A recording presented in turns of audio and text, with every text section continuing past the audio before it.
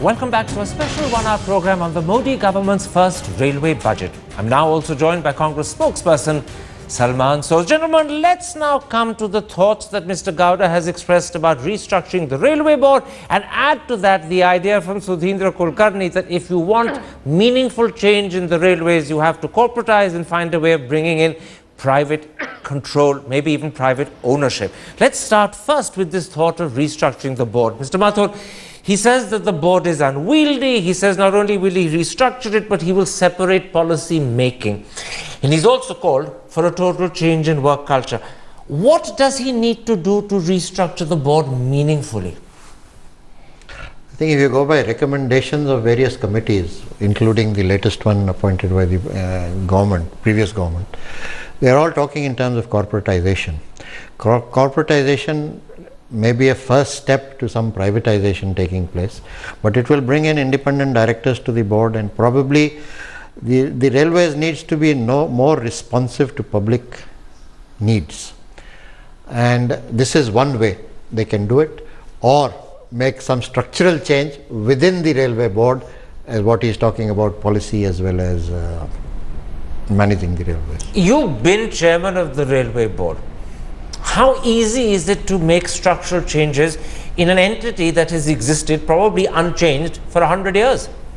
It's very difficult, because if you really look at it, I would rather like to agree with Mr. Dinesh Trivedi when he began. The first and foremost thing is to depoliticize the Indian Railways. See, without that, the whole structure will not fall in place. What does depoliticize mean? You see, I'll tell you, you have to now look at the entire business as a business, and not load the railways with all social burden. Doesn't that require corporatization? Because the government, as politicians, finds it hard to look at business as business. They're not businessmen. So do you not need to corporatize the railways before you look at it as a business? No, therefore I'm saying it has to be a policy decision, government decision, that you will not load the social burden on the Indian Railways. Today, everything whatever you are carrying, or whether you are connecting a line or doing any project, is all linked to a social service. In other words, people who use a utility or a service pay for it, and they pay for it fully. Exactly. There is no hidden subsidy. Yes. But that means you have to bite several bullets. You have to make the railways expensive for passengers. That's the first thing. So restructuring will only follow. Mr. Trivedi, once again, I want to put a question to you as a politician. You were the person who says depoliticize the railways. Do you also go so far as to say corporatize the way it functions, charge properly for passenger fares, no hidden subsidies? Because if you go down that route, would you accept it's a very difficult one for Indian politicians to undertake, given the sort of people they are today? Or do you believe that Mr. Modi somehow is different, and he's cracked the mold and he'll bite these bullets? Karan, it's a very difficult task, and we have to go step by step. We cannot change things overnight, because please understand, yesterday we were debating whether 32 rupees is good enough for sustenance. So this country has far too many people who can't afford stuff. So we have to be realistic. So when I say step by step, what I mean is, if we are going to be dependent on PPP, I had suggested in my budget that why not we have a member PPP. His entire task is going to make sure he encourages and has a revenue model. Nobody is going to invest unless until he is going to earn from the railway. There is no free lunches. Having said that, again, question of chairman. Today, chairman is one amongst the equal. I think the chairman has to be above the rest. So somewhere down the line, people are not in their silos.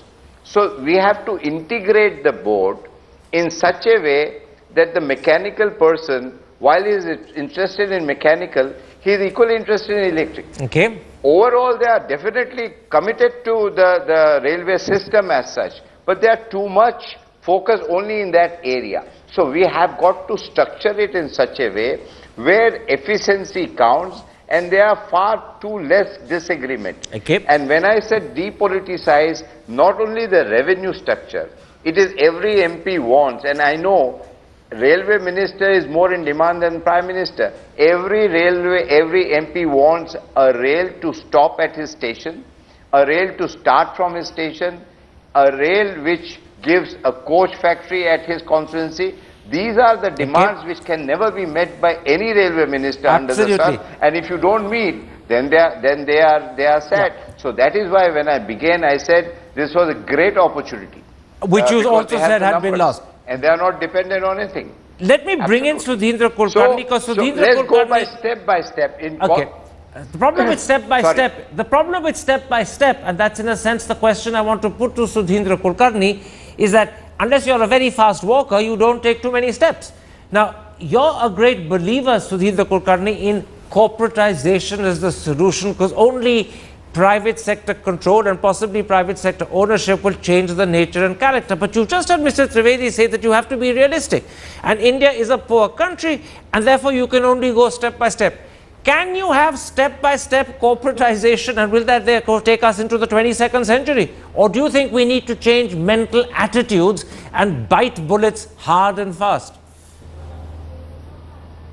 You know, with due respect to Dinesh Trivedi ji, I find that he is once again advocating incrementalism and not a transformative change of Indian Railways.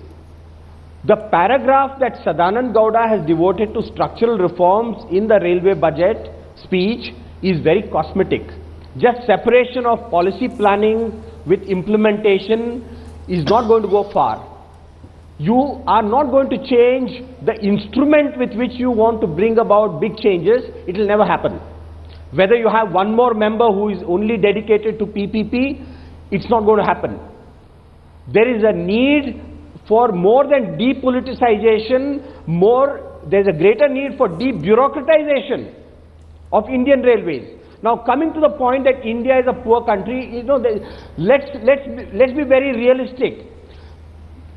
Fare hike or even freight hike is not going to fund Indian Railways expansion and modernization program. Not at all. Even the recent hike of 14% has yielded only 8,000 crore rupees. True. Whereas the minister himself says that we are going to require 50,000 crore rupees each year for the next 10 years only for the ongoing projects. So where is this going to come from? These resources can only come from government giving huge budgetary support. This year it's very paltry, just about 1,200 crores. Now with these kind of, you know, that's why I said that as far as resource mobilization is concerned, this speech is very vague. There is no need to, you know, hugely increase either fare or freight. Okay. There has to be a completely different model of resource mobilization, which is only possible through corporatization. Let me put that thought to Jay Narayan Vyas, because you speak today for the BJP, and I imagine in a sense you will give us an idea of what is acceptable to the government and what is not. Is corporatization a policy that the railways can follow under Mr. Modi? Or is that just one step too far? Because to be honest, when it came to handling PSUs in Gujarat, he wasn't keen on disinvestment in any shape and form. Now, is corporatization of the railways an effective, sensible way of resource mobilization? Because you know, otherwise the resources are simply not available for your ambition. So, will Mr. Modi do it? Well, Karan, let us understand that if you are going to just do minor touch-ups and some kind of a cosmetic surgery, the situation has gone so worse, it will not work. You have to accept that if somebody wants the facility, somebody has to pay. And one of the major problems of Indian Railways today is that if you look at 1 rupee they spend, out of that 51 paise go for pension funds and salaries.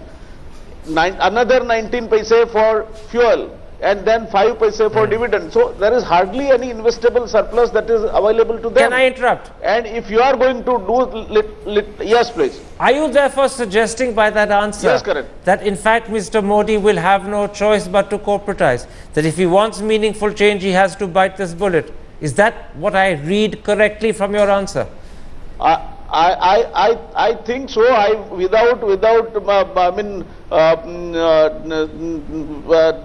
Making any secret about my observations, I will say that this is a situation. If you are going to do minor touch-ups, if you are going to do only cosmetic surgery from the surface, it is not going to work. And there I am in total agreement with Sudhinji, that you have to take major and bold step and corporatize it. make it responsible, and this cross subsidy business, I agree with Dinesh Bhai that the poor man has to be looked after. But that cannot happen that if that's a social objective, provide for in the budget of the social welfare department. Absolutely, Mr. You have Vyas. social welfare and empower department. Mr. Vyas, let Why me say, it has to be made I've said this of the before railways? when you've been a guest on my program. I hope Mr. Modi is listening to you and takes your advice. You often say things that surprise me and I applaud you, and you've done it again. I hope Mr. Modi is listening to you. But very quickly, Salman Soz, we're talking about the possibility of radical measures, transformative measures, as Sudhindra Kulkarni called them, not incremental ones. And the one measure that everyone's in agreement on is the need to corporatize the railways. Now today the Congress party has been screaming blue murder and trying to demolish nameplates outside the minister's home simply because you don't like the nature of the budget, and what you've objected to is fare hikes of 14%. Can you as a party, even though you've been voted out of power and reduced to just 44 seats in the Lok Sabha, accept corporatization? Or will you scream blue murder if that happens? No, I think, Karan, first you have to understand what the totality of the vision is. What is the railways for? I think that fundamental question must be answered. I think the BJP must be much clearer in its mind as to what it wants to do with this institution. You know, if you get into this mode of, okay, we're going to have these grandiose kind of plans of bullet trains and other things, which frankly, no serious person worth his salt is saying is feasible or even necessary in India's context right now, then obviously you're completely in the wrong situation. So corporatization and other things must follow a vision, and I don't really see a vision right now. And by the way, please do not underestimate hurdles to reform in this country. Oh, absolutely. But If I'm going to you will stop allow you there, me, I'll Salman put- Soz, because actually before you joined us, we discussed those hurdles at great length. It's not that we've ducked them. You simply weren't with us in the first half when we discussed those hurdles at great length. I'm going to come back to the two of you as the two people who are actually professional railway people. And I want to ask you for short answers about your overall impression of this budget. There were huge expectations. Are you disappointed? Do you think that in fact Mr. Gowda has done as well as he could? Or are you actually excited? Which of the three? Disappointed, No, I'll tell you, as well as he could, or excited? See, the first, as I told you, the first you have to give me a short answer. Yeah, the first hearing itself, I felt that it was only as a wish list. But subsequently, as I told you again, from the allocation of funds, I find that he has certain intent. So in other words, the more you think about the budget, the better it seems. In fact, if you go and see the allocations, maybe, but the fact remains that he has not answered the resource mobilization, which is a very, very important factor. He hasn't answered resource mobilizations, that's the big minus. But what Mr. Jinnah also says is the more you study the budget, the better it seems. The first impression, in other words, is a misleading one. I think there are a lot of positive aspects to it. The first is that he has not followed populist policies. He has not announced any new projects. He has said he's announced holiday. 58 new trains, even though he said that he wants a plan holiday, but he's got 58 new trains. No, plan our investment plan, new projects. I agree. The trains are populist. On the other side, he has talked of reform. He has talked of generating resource mobilization. The options that he has mentioned are the only options available to the railways. I agree it is short in detail, but I hope those details will be worked out in the next few Maybe that is in fact the way we should view it. He's expressed intent. Unfortunately, he's short on detail. We hope that those details will be worked out. Until the details are worked out, there are important question marks that remain hanging in the air. He needs to answer those questions because he's the one who's put them in the air. My thanks to both of you for joining me. My thanks also for my other guests joining me. It's been a very fruitful discussion because of the rich ideas my guests have raised, and I hope you've enjoyed watching it. Goodbye.